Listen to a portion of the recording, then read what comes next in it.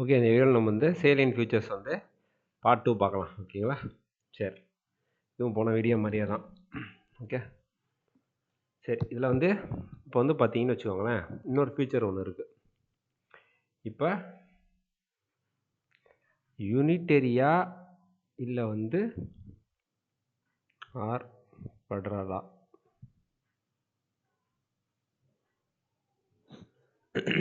ஓகேவா?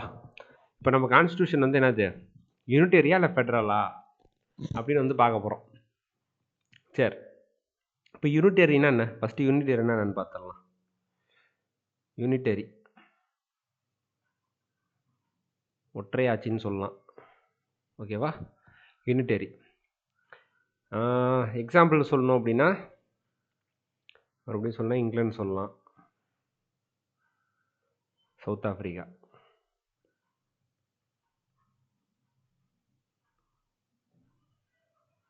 சரிங்களா? சரி. இப்போ யூனிட்டரினா என்ன? இப்போ வந்து ஒரு நாடு இருக்குது அப்படின்னு வச்சுக்கோங்களேன். இங்கே வந்து ஒரு சென்டர் இருக்குது. சரிங்களா? இதான் வந்து சென்டர். இப்போ எல்லா பவர்ஸுமே சென்டர்டே இருக்குது அப்படின்னு வச்சுக்கோங்க. சென்ட்ரல் கவர்மெண்ட், நான் சென்டர்னு சொல்கிறது. ஓகேவா? எல்லா பவர்ஸுமே வந்து சென்ட்ரல்டே இருக்குது அப்படின்னா இது வந்து யூனிட்டரிங்க. ஓகேவா? எப்படி அப்படின்னு கேட்டிங்கன்னா, இப்போ நம்ம நாட்டை எடுத்துக்கோங்களேன். இப்போ நம்ம நாட்டில் வந்து பார்த்தீங்கன்னு வச்சுக்கோங்களேன், ஒவ்வொரு ஸ்டேட்லேயும் ஒரு சிஎம் இருக்காங்களா? ஓகேவா? நம்ம ஸ்டேட்டில் வந்து ஸ்டாலின் அவர் வந்து சிஎம்மாக இருக்கிறார் இல்லைங்களா? ஸோ அந்த மாதிரி ஒவ்வொரு ஸ்டேட்லேயும் வந்து ஒவ்வொருத்தவங்க வந்து சிஎம்மாக வந்திருக்கிறாங்க. சரிங்களா? அப்போது நமக்குன்னு ஒரு சில பவர்ஸ் இருக்குது. ஓகே. இப்போ அப்படி இல்லாமல் சென்ட்ரே தான் மொத்தமாக, இப்போ வந்து இந்தியா அப்படின்னு வந்து பார்த்தீங்கன்னு வச்சுக்கோங்களேன், இப்போ யூனியன் கவர்மெண்ட் இருக்குல்ல, இப்போ ஸ்டேட் கவர்மெண்ட்னே ஒன்று இல்லை, ஃபுல்லாகவே யூனியன் கவர்மெண்ட் மட்டும்தான் இருக்குது அப்படின்னு அப்படின்னு இருக்குன்னு அசியூம் பண்ணிக்கோங்களேன். அப்படி இருந்துச்சு அப்படின்னா எல்லா பவர்ஸுமே யார்கிட்ட இருக்கும்? யூனியன் கவர்மெண்ட்டை தான் இருக்கும். கரெக்டுங்களா? ஏன்னா ஸ்டேட் கவர்மெண்ட்டுனே ஒன்று இல்லையே. ஓகேவா? அதுதான் என்ன சொல்லுவாங்க, யூனிட்டரி ஃபார்ம் ஆஃப் கவர்மெண்ட் அப்படின்னு சொல்லுவாங்க. சரிங்களா? இது வந்து இன்னொரு விதமாகவும் இருக்கலாம். அந்த யூனிட்டரி ஃபார்ம் ஆஃப் கவர்மெண்ட் எப்படி இருக்கலாம் அப்படின்னு கேட்டிங்கன்னா, இப்போ சென்டர் இருக்குது. ஓகேவா? அங்கங்கே ஒரு ஸ்டேட்ஸ் இருக்குங்க. ஓகே. ஸ்டேட்ஸ் அப்படின்னு வச்சுக்கோங்களேன். இப்போ ஸ்டேட்டுக்கு வந்து சென்டர் வந்து பவர் வந்து கொடுத்துருக்கு. ஓகேவா? ஸ்டேட் கவர்மெண்ட்டுன்னு ஒன்று இருக்குது. சரிங்களா? ஆனால் இந்த பவர் வந்து டிஸ்ட்ரிபியூஷன் இல்லை, டெலிகேஷன் தான். அதாவது இப்போ எப்படி சொல்கிறதுனா, இப்போ டெலிகேஷன் அப்படின்னு ஒரு விஷயம் இருக்குது, டிஸ்ட்ரிபியூஷன் ஒரு விஷயம் இருக்குது. டிஸ்ட்ரிபியூஷன்னா என்ன? அதிகாரத்தை வந்து பிரித்து கொடுக்குறது. இப்போ நம்ம ஊரில் இருக்குது பார்த்தீங்களா, அதான் வந்து டிஸ்ட்ரிபியூஷன். ஓகேவா? நம்ம நாட்டில். சரிங்களா? எப்படி ஸ்டேட் கவர்மெண்ட்டுக்குன்னு ஒரு சில பவர் கொடுத்துருவாங்க, சென்ட்ரல் கவர்மெண்ட்டுக்குன்னு ஒரு சில பவர் இருக்கும். சரிங்களா? இந்த மாதிரி வந்து பிரித்து கொடுத்துறது, இதெல்லாம் நீங்கள் பார்த்துக்கோங்க, இதெல்லாம் நாங்கள் பார்த்துக்குறோம் அப்படின்னு சொல்லி பிரித்து கொடு, இதான் வந்து டிஸ்ட்ரிபியூஷன். ஓகேவா? டெலிகேஷன் என்னென்னா, இப்போ வந்து சொல்லணுன்னா, இப்போ நீங்கள் ஒரு கம்பெனிக்கு வந்து ஒரு முதலாளி. சரிங்களா? இப்போ நீங்கள் ஒரு கம்பெனிக்கு முதலாளி, அதில் வந்து ஒரு கம்மியாக தான் ஆட்கள் வந்து வேலை பார்க்குறாங்க அப்படி வச்சுக்குவோம். சரிங்களா? இப்போ நீங்கள் ஃபஸ்ட்டு எடுத்தோன்னே என்ன பண்ணுறீங்க, அந்த கம்பெனியை ஸ்டார்ட் பண்ணும்போது நீங்கள் மட்டும்தான் அந்த கம்பெனியில் வேலை பார்க்குறீங்க. சரிங்களா? இப்போ கம்பெனி வந்து பார்த்தீங்கன்னா நல்லா வந்து க்ரோ ஆரம்பிச்சிருச்சு. இப்போ நீங்கள் என்ன பண்ணுவீங்க அப்படின்னா, எல்லா வேலையும் உங்களால் பார்க்க முடியுமா? பார்க்க முடியாது. கரெக்டாக? அப்போ நீங்கள் என்ன பண்ணுவீங்க? இப்போ நான் டெலிகேஷன் சொல்லிட்டு இருக்கேன். ஓகேவா? அப்போ நீங்கள் என்ன பண்ணுவீங்க அப்படின்னு கேட்டிங்கன்னா, ஒவ்வொரு வேலையும் ஒவ்வொருத்தருக்கு பிரித்து கொடுப்பீங்க. அதுக்கு புதுசாக ஆள் போடுவீங்க. ஓகேவா? இந்த வேலையை வந்து இந்த டிபார்ட்மெண்ட் வந்து நீ பார்த்துக்கோ. ஓகேவா? இப்போ ஹெச்ஆர் டிபார்ட்மெண்ட் வந்து நீ பார்த்துக்கோ. ஓகேவா? இல்லை வந்து இந்த வேலையை வந்து நீ பார்த்துக்கோ அப்படின்னு சொல்லி பிரித்து கொடுத்துருவீங்க. ஏதோ ஒன்று வந்து பிரித்து கொடுத்துருவீங்க. சரிங்களா? ஆனால் இந்த பிரித்து கொடுக்குறீங்க இந்த வேலைலாம் வந்து உங்களாலே செய்ய முடியும். ஆனால் உங்களால் செய்ய முடியாது, உங்களுக்கு வந்து அது வந்து ரொம்ப கஷ்டமாக இருக்குது அப்படின்றனால தான் நீங்கள் வந்து பிரித்து கொடுக்குறீங்க இல்லையா? இப்போ இந்த பிரித்து கொடுக்குறத எப்போ வேணாலும் நீங்கள் என்ன பண்ணிக்கலாம், திருப்பி அவங்கள்ட்ட வந்து பிடுங்கிக்கலாமா? உங்களுக்கு அதுக்கான முழு அதிகாரம் இருக்குல்ல. நீ வேணாம் போ, நானே பார்த்துக்கிறேன், நீ ஒழுங்காக பண்ண மாட்ற அப்படின்னு சொல்லி நீங்களே திருப்பி அதை வந்து அவங்கள வேலையை விட்டு அமைச்சிட்டு நீங்களே அந்த அந்த வேலையை நீங்களே செய்ய ஆரம்பிச்சிடலாமா? அப்போது எப்போ வேணாலும் அந்த அதிகாரத்தை பிடுங்குற அந்த விஷயம் வந்து உங்கள்கிட்ட இருக்குல்ல. ஓகேவா? அதுதான் வந்து பார்த்தீங்கன்னா டெலிகேஷன். டிஸ்ட்ரிபியூஷனுக்கு டெலிகேஷனுக்குள்ள வித்தியாசம் தாங்க. ஓகேவா? இது வந்து டெலிகேஷன். டெலிகேஷனும் வந்து பார்த்தீங்கன்னு வச்சுக்கோங்களேன், யூனிட்டரி ஃபார்ம் ஆஃப் கவர்மெண்ட்டில் டெலிகேட்டட் பவர்ஸும் இருக்கலாம். அப்படி இல்லைனா சென்டர் மட்டும் எல்லா பவரையும் வச்சுருக்கலாம். ஓகேவா? இதுதான் வந்து யூனிட்டரி ஃபார்ம் ஆஃப் கவர்மெண்ட் அப்படின்னு சொல்கிறது.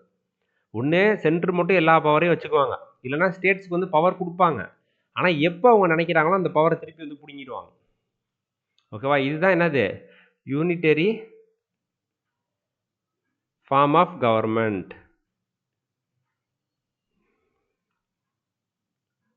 ஓகேங்களா? சரி, இப்போ நம்ம வந்து ஃபெட்ரல்னா என்னன்னு பார்ப்போம். இப்போ யூனிட்டரி பார்த்தாச்சு. இப்போ எதுக்காக இதை பார்க்குறோம் அப்படின்னா, நம்மளோட கான்ஸ்டியூஷன் வந்து ஃபெட்ரலா இல்லை யூனிட்டரியா அப்படின்னு பார்க்குறதுக்காண்டி. ஓகேவா? சரி, இப்போ ஃபெட்ரல்னா என்னது? சரி, இப்போ ஒரு கான்ஸ்டியூஷனோ இல்லை ஒரு நாடோ வந்து ஃபெட்ரலா அப்படின்னு பார்க்கறதுக்கு வந்து நம்ம யாரை வந்து பார்ப்போம் அப்படின்னா, நம்ம வந்து யூஎஸ்ஸை தான் பார்ப்போம். யுனைடெட் ஸ்டேட்ஸ் இருக்குல்ல ஆஃப் அமெரிக்கா, அதை தான் நம்ம எப்பொழுதுமே பார்ப்போம். ஏன்னா இவங்க வந்து ஒரு ஃபெட்ரல் கவர்மெண்ட்டுங்க, ஃபெட்ரல் ஃபார்ம் ஆஃப் கவர்மெண்ட். ஓகேங்களா?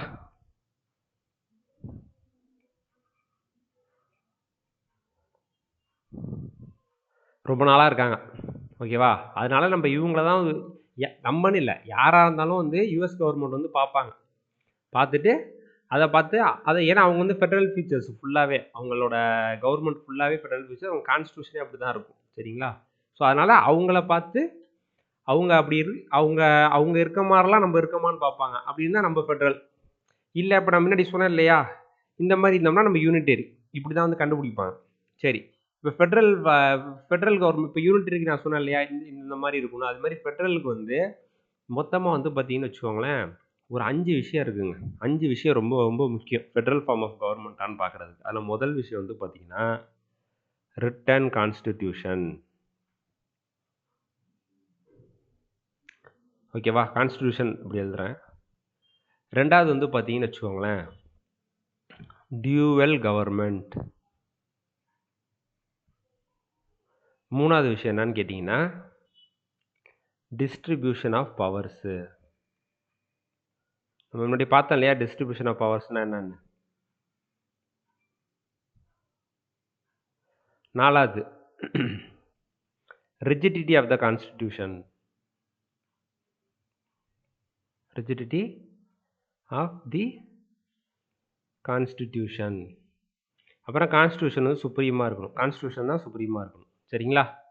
அஞ்சாவது, இண்டிபெண்டன்ஸ் ஆஃப் ஜுடிஷியரி.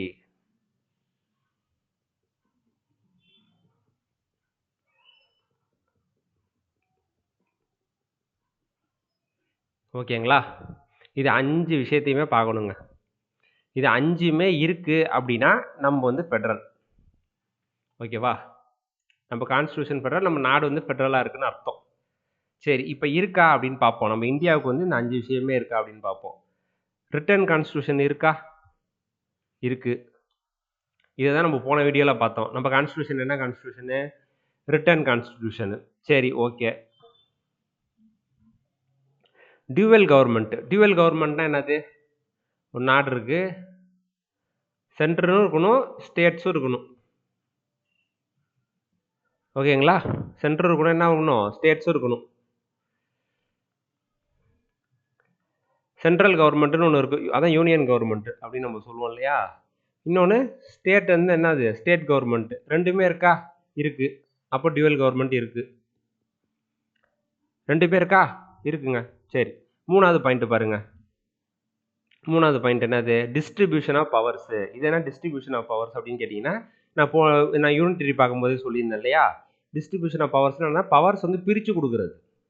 பவரை வந்து இப்போ நான் உன்கிட்ட எப்போ வேணாலும் கொடுப்பேன், திருப்பி பிடிங்குவேன் அப்படின்றது கிடையாது. நீ அதை வச்சுக்கோ, நீ அதை வச்சுட்டு நீ அதில் என்ன வேணாலும் பண்ணு அப்படின்னு ஃப்ரீயாக விட்றது. அதுக்கு பார்த்தா வந்து டிஸ்ட்ரிபியூஷன். சரிங்களா? சரி, இப்போ டிஸ்ட்ரிபியூஷன் ஆஃப் பவர்ஸ் இருக்கா நம்ம இந்தியன் கான்ஸ்டியூஷன்? இருக்குது. எப்படி? Union list, state list, concurrent list இருக்கா? நம்ம எல்லாம் படிப்போம், சென்ட்ரல் ஸ்டேட் ரிலேஷனில் வந்து படிப்போம். சரிங்களா? ஒன்றும் நீங்கள் வந்து வரி பண்ணிக்க வேணாம். நிறைய இது நான் வந்து அப்படியே மேலாப்பில் தான் சொல்லிட்டு போகிறேன். ஏன்னா இப்போதைக்கு வந்து அது அவ்வளோ டீப்பாக தேவையில்லை அப்படின்றதுனால. ஓகேவா? 3 லிஸ்ட் இருக்கா? இந்த யூனியன் லிஸ்ட்டில் யார் சட்டம் போடுவா? யூனியன் கவர்மெண்ட், சென்ட்ரல் கவர்மெண்ட் போடுவாங்களா? ஸ்டேட் லிஸ்ட்டில் யார் சட்டம் போடுவா? நம்ம ஸ்டேட் கவர்மெண்ட்.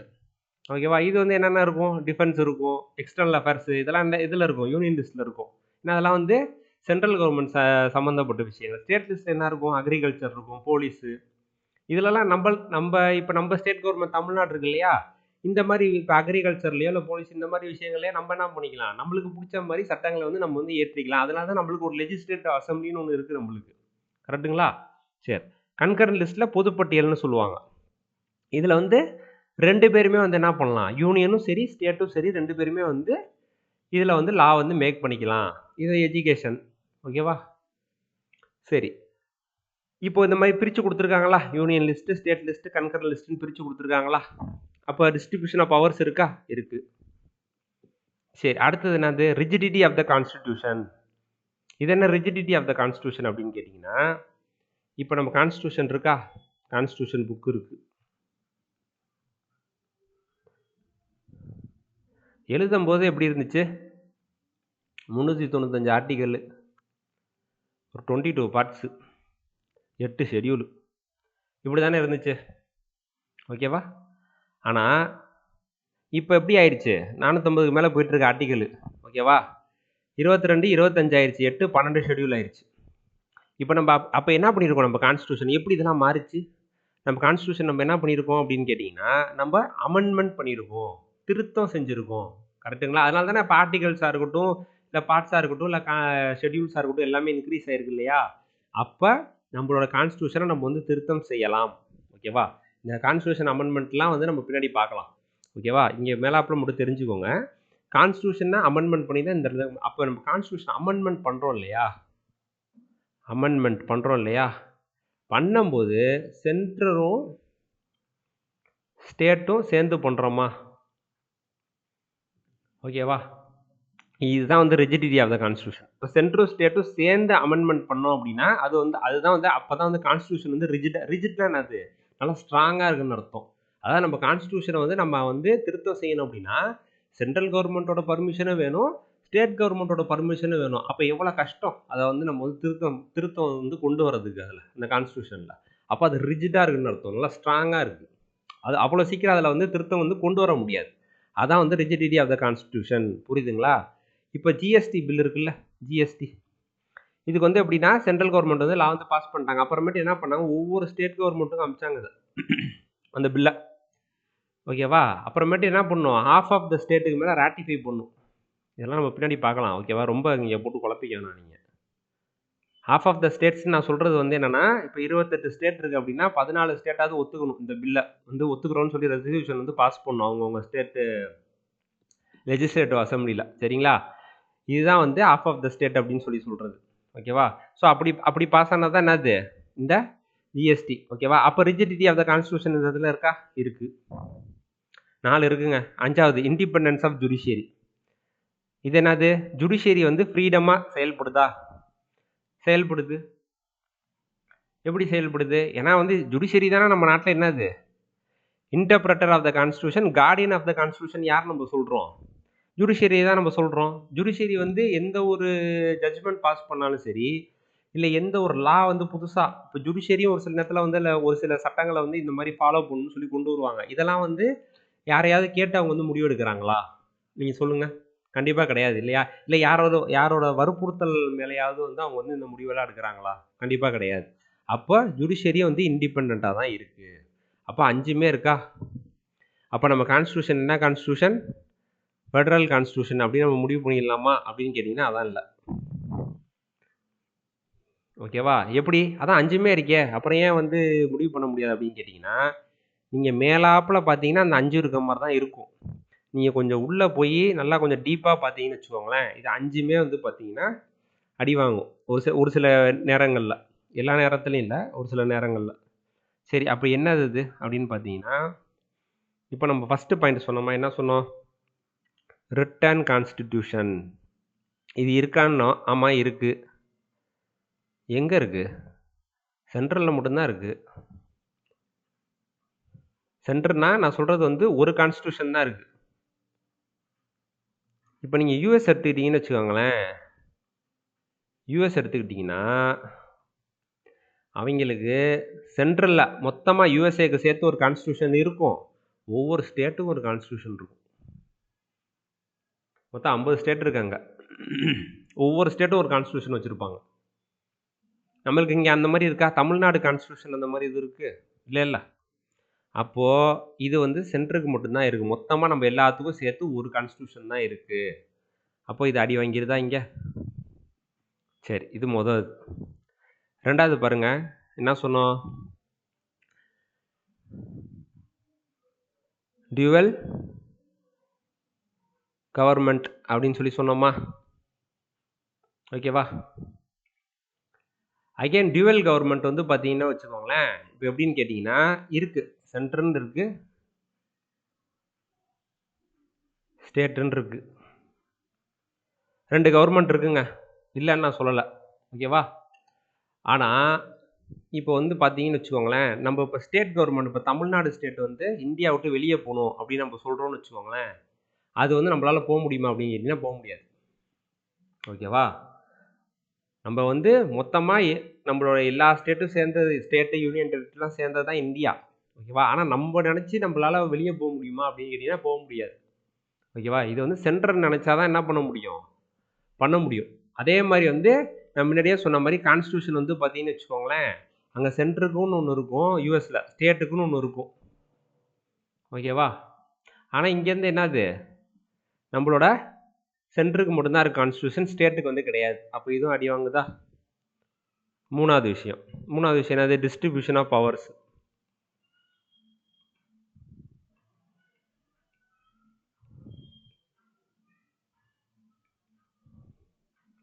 ஓகேவா? இந்த டிஸ்ட்ரிபியூஷன் ஆஃப் பவர்ஸ் எடுத்துக்கிட்டிங்கன்னா நான் சொன்னேன்ல, யூனியன் லிஸ்ட்டு, ஸ்டேட் லிஸ்ட்டு, அப்புறம் கன்கரண்ட்டு. ஓகேவா? இந்த யூனியன் லிஸ்ட்டு, ஸ்டேட் யூனியன் லிஸ்ட்டில் யூனியன் தான் வந்து சட்டம் போடுவாங்க, ஸ்டேட் லிஸ்ட்டில் ஸ்டேட் தான் போடுவாங்க, கன்கரண்ட் லிஸ்ட்டில் 2 பேருமே போட்டுக்கலாம். இப்போ இதில் நல்லா பார்த்தீங்கன்னா ஸ்டேட் லிஸ்ட் இருக்குல்ல, இதில் வந்து யூனியனும் வந்து யூனியன் கவர்மெண்ட் வந்து லா வந்து கொண்டு வரலாம். எப்போ அப்படின்னு கேட்டிங்கன்னா 356ன்னு ஒரு ஆர்டிகல் இருக்குது. ஸ்டேட் எமர்ஜென்சி சொல்லுவாங்க, இல்லைன்னா பிரசிடென்ட்ஸ் ரூல்னு சொல்லி சொல்லுவாங்க. இது வந்துருச்சு ஒரு ஸ்டேட்டில் அப்படின்னா, அப்போ என்ன பண்ணுவாங்க அப்படின்னு கேட்டிங்கன்னா, என்ன பண்ணுவாங்க, நம்ம ஸ்டேட் கவர்மெண்ட் வந்து கலைச்சிருவாங்க, பிரசிடென்ட் ரூல் வந்து கொண்டு வந்துடுவாங்க. அப்போ அந்த நேரத்தில் என்ன ஆகும், யூனியன் கவர்மெண்ட்டுக்கு தான் அந்த ஸ்டேட்டில் வந்து பவர் இருக்கும். ஓகேவா? இது இங்கேயும் அடி வாங்குமா, டியூவல் கவர்மெண்ட்ன்ற இடத்துலையும் அடி வாங்குமா? இப்போ பிரசிடென்ட் ரூல் நீங்கள் வந்து கொண்டு வந்துட்டீங்கன்னு வச்சுக்கோங்களேன், இப்போ டியூவல் கவர்மெண்ட்டுன்னு ஒரு விஷயம் இருக்குமா? இருக்காது. இப்போ நம்ம ஃபார் எக்ஸாம்பிள் இப்போ எமர்ஜென்சி கொண்டு வராங்க, நேஷனல் எமர்ஜென்சியோ இல்லை ஸ்டேட் எமர்ஜென்சியோ கொண்டு வராங்க அப்படின்னா, இப்போ நம்ம நாட்டுக்கே வந்து ஒரு செக்யூரிட்டி த்ரெட் வருதுன்னு வச்சுக்கோங்க. இப்போ ஃபார் எக்ஸாம்பிள் அங்கே வெஸ்ட் சைட்லேருந்து வந்து பாகிஸ்தான்கிட்டயோ இல்லை வேறு ஏதோ நாட்டுக்கிட்ட இருந்தோ நம்மளுக்கு வந்து ஒரு த்ரெட் வருதுன்னா, அப்போ அங்கே பார்டரில் இருக்க ஸ்டேட்டில் என்ன பண்ணிடுவாங்க, நேஷனல் எமர்ஜென்சின்னு சொல்லி அது ஃபுல் கண்ட்ரோலாக என்ன பண்ணுவாங்க, யூனியன் கவர்மெண்ட் எடுத்துக்குவாங்க. அப்போ அந்த இடத்துல டியூவல் கவர்மெண்ட்ன்ற விஷயம் இருக்குமா, ஸ்டேட் கவர்மெண்ட்டுக்கு பவரே இருக்காது. ஓகேவா? ஸோ அது மாதிரி தான் டிஸ்ட்ரிபியூஷன் ஆஃப் பவர் என்ன ஆகும். அதே மாதிரி பாருங்கள், இந்த கன்கரண்ட் லிஸ்ட் இருக்குல்ல, இதில் வந்து பார்த்தீங்கன்னா யூனியனும் சட்டம் போடலாம், ஸ்டேட்டும் சட்டம் போடலாம். ஆனால் ரெண்டுக்கும் கிளாஷ் வந்துச்சுன்னு வச்சுக்கோங்களேன், ஸ்டேட்டு தான் விட்டு கொடுத்து போகணும். யூனியன் சொல்கிறது தான் வந்து ஸ்டேட்டு கேட்டாகணும். ஓகேவா? நான் சொல்கிறது புரியுதுங்களா? இங்கேயும் இந்த டிஸ்ட்ரிபியூஷன் ஆஃப் பவர் என்ன பண்ண அடி வாங்கணும். அப்போ இதுவும் இல்லை. நாலாவது என்னது, நாலாவது ரிஜிடிட்டி ஆஃப் த கான்ஸ்டியூஷன். சொன்னேன்னா இதில் வந்து பார்த்தீங்கன்னா என்ன சொன்னேன், சென்ட்ரல் கவர்மெண்ட்டும் ஸ்டேட் கவர்மெண்ட்டும் சேர்ந்து வந்து அமெண்ட்மெண்ட் பண்ணணும்ல. இந்த ஜிஎஸ்டி மாதிரி ஒரு சில பில்லு தாங்க ஸ்டேட்டுக்கே வரும், மற்ற எல்லா பில்லுமே 95% வந்து ஸ்டேட் கவர்மெண்ட்டுக்கு பில்லே வராது. இது எல்லாமே என்ன பண்ணுவாங்க, பார்லிமெண்ட்டே முடிவெடுத்துருவாங்க. பார்லிமெண்ட்னா என்னது, சென்ட்ரல் கவர்மெண்ட்டே முடிவெடுத்துருவாங்க. அப்போ நம்மளுக்கு பாதி பில்லு வரவே வராது. ஓகேவா? அப்போ அமெண்ட்மெண்ட் ஆஃப் த கான்ஸ்டியூஷன் வந்து என்னது, முக்கால்வாசி பார்லிமெண்ட் தான் பண்ணுறாங்க, நம்ம பண்ணுறது இல்லை.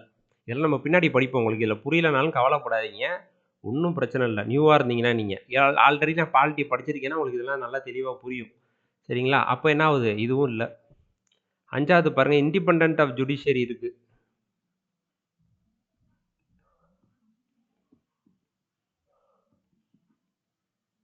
இது வந்து ஓரளவு இருக்குங்க. இது ஒரு சில கேஸில் வந்து இருக்குது, ஒரு சில கேஸில் வந்து இருக்குது, ஒரு சில கேஸில் வந்து இல்லை.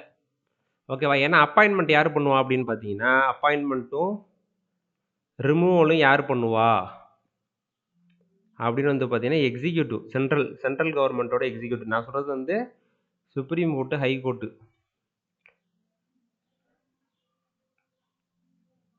அப்போ அந்த இடத்துல என்ன ஆகுது, இண்டிபெண்ட் ஆஃப் ஜுடிஷியரியும் வந்து இல்லாமல் போகுது. அப்போ பாருங்க, முதல்ல நான் சொன்னேன் 5 விஷயமே இருக்குன்னு சொல்கிறதுக்கு ஒரு 5 எக்ஸாம்பிள் கொடுத்தேன்னா, இப்போ 5 விஷயம் இல்லைன்றதுக்கும் எக்ஸாம்பிள் கொடுத்துருக்கேன். கரெக்டுங்களா? அப்போது நம்ம கான்ஸ்டியூஷன் வந்து ஒரு சில நேரங்களில் ஃபெடரலாகவும் ஒரு சில நேரங்களில் யூனிட்டரியாகவும் செயல்படுது. இப்போ இந்த மாதிரி இப்போ நான் இல்லைன்னு சொன்னால இந்த மாதிரி இடத்துலலாம் என்ன பண்ணணும், யூனிட்டரியாக செயல்படும். இப்போ 356 வந்துருச்சு ஒரு ஸ்டேட்டில், ஓகேவா? அப்படின்றப்ப அந்த ஸ்டேட்டில் வந்து ஸ்டேட் கவர்மெண்ட்டே ஒன்று இருக்காதுல்ல. அப்போ சென்டருக்கு தானே ஃபுல் அதிகாரம் இருக்குது. அப்போ அது யூனிட்டரி ஃபியூச்சர் தானே அது. ஒரு சில நேரத்தில் ஃபெடரலாகவும் ஒரு சில நேரத்தில் இப்போ அதே வந்து எமர்ஜென்சியை தூக்கிட்டாங்கன்னு வச்சுக்கோங்க, எமர்ஜென்சி இல்லை போயிடுச்சு, மறுபடியும் என்ன பண்ணும், ஃபெடரல் வந்துடும். ஏன்னா ஸ்டேட் கவர்மெண்ட்டுக்கு மறுபடியும் பவர்ஸ்லாம் வந்துடும். அப்போது ஒரு சில நேரத்தில் வந்து யூனிட்ரியாகவும் ஒரு சில நேரத்தில் வந்து என்னது ஃபெடரலாகவும் வந்து ஆக்ட் பண்ணும். இதனால தான் நம்மளோட இதை வந்து என்ன சொல்லுவாங்கன்னா குவாசி ஃபெடரல் அப்படின்னு சொல்லுவாங்க. அரைகுறை கூட்டாட்சி. அரைகுறைன்னு ஏன் சொல்கிறாங்க, ஏன்னா இங்கிட்டும் இல்லாமல் அங்கிட்டும் இல்லாமல், சரிங்களா? அப்படின்லாம் வந்து வச்சுக்கோங்களேன், federal structure with unitary bias அப்படின்னு சொல்லுவாங்க. ஃபெடரல் தான், ஆனால் வந்து யூனியன் கவர்மெண்ட்டுக்கு வந்து பவர் வந்து ஜாஸ்தி அப்படின்னு சொல்கிறது. சரிங்களா? இதுதான் வந்து யூனிட்டரியா ஃபெடரலா அப்படின்னு சொல்லி பார்க்குறது. சரிங்களா? ஸோ இது உங்களுக்கு புரிஞ்சிருக்கும்னு நினைக்கிறேன். புரிஞ்சிருச்சுன்னா இந்த வீடியோவுக்கு வந்து ஒரு லைக் போடுங்க, உங்கள் ஃப்ரெண்ட்ஸோட ஷேர் பண்ணுங்கள், நம்ம சேனலுக்கு சப்ஸ்கிரைப் பண்ணுங்கள். Okay, thank you. அடுத்த வீடியோவில் வந்து நம்ம வந்து மீட் பண்ணலாம்.